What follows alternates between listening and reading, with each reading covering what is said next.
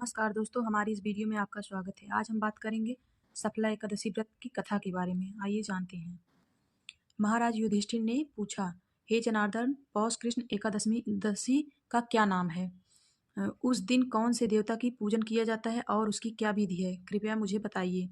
भक्त वत्सल भगवान श्री कृष्ण कहने लगे कि धर्मराज, मैं तुम्हारे स्नेह के कारण तुमसे कहता हूँ कि एकादशी व्रत के अतिरिक्त मैं अधिक से अधिक दक्षिणा पाने वाले यज्ञ से भी प्रसन्न नहीं होता हूँ। अतः इसे अत्यंत भक्ति और श्रद्धा से युक्त होकर करें। हे राजन, द्वादशी युक्त पौष कृष्ण एकादशी का महात्म तुम एकाग्रचित होकर सुनो। इस एकादशी का नाम सफला एकादशी है। इस एकादशी के देवता श्री नारायण हैं। विधि पूर्वक इस व्रत को करना चाहिए। जिस प्रकार नागों में शेष नाग, पक्षियों में गरुड़, सब ग्रहों में चंद्रमा, यज्ञों में अश्वमेध यज्ञ और देवताओं में भगवान विष्णु श्रेष्ठ हैं, उसी तरह सब व्रतों में एकादशी का व्रत श्रेष्ठ है। जो मनुष्य सदैव एकादशी का व्रत करते हैं वे मुझे परम प्रिय हैं। अब इस व्रत की विधि कहता हूँ। मेरी पूजा के लिए ऋतु के अनुकूल फल, नारियल, नींबू, नैवेद्य आदि 16 वस्तुओं का संग्रह करें। इस सामग्री से मेरी पूजा करने के बाद रात्रि जागरण करें। इस एकादशी के व्रत के समान यज्ञ, तीर्थ, दान, तप तथा और कोई दूसरा व्रत नहीं है। 5000 वर्ष तप करने से जो फल मिलता है उससे भी अधिक सफला एकादशी का व्रत करने से मिलता है। हे राजन, अब आप इस एकादशी की कथा सुनाइए। चंपावती नगरी में एक महिष्मान नाम का राजा राज्य करता था। उसके 4 पुत्र थे। उन सब में लुम्पक नाम वाला बड़ा राजपुत्र महापापी था। वह पापी सदा पर स्त्री और वेश्यागमन तथा दूसरे बुरे कामों में अपने पिता का धन नष्ट किया करता था। सदैव ही देवता, ब्राह्मण, वैष्णवों की निंदा किया करता था। जब राजा को अपने बड़े पुत्र को ऐसे कुकर्मों का पता चला तो उन्होंने उसे अपने राज्य से निकाल दिया। तब वह विचारने लगा कि कहाँ जाऊं, क्या करूं। अंत में उसने चोरी करने का निश्चय किया।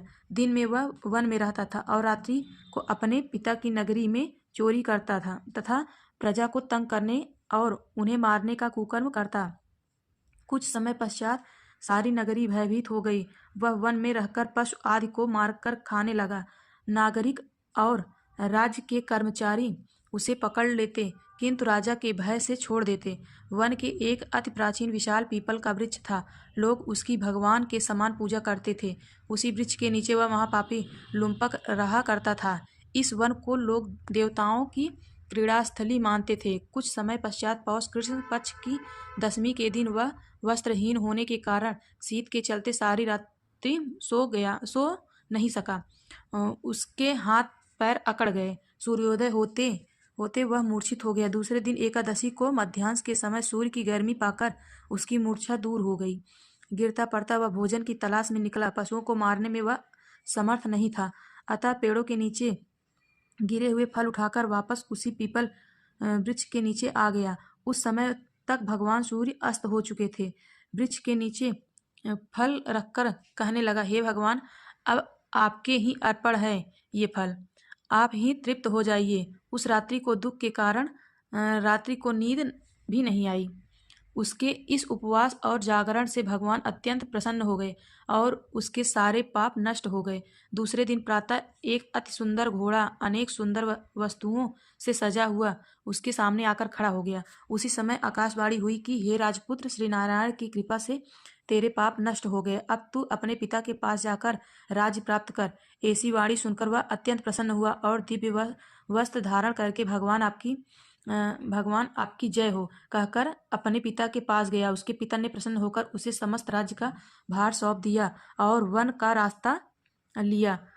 अब लुम्पक शास्त्रानुसार राज्य करने लगा। उसके स्त्री, पुत्र आदि सारा कुटुंब भगवान नारायण का परम भक्त हो गया। वृद्ध होने पर भी अपने पुत्र को राज्य का भार सौंप कर वन में तपस्या करने चला गया और अंत समय में वैकुंठ को प्राप्त हुआ।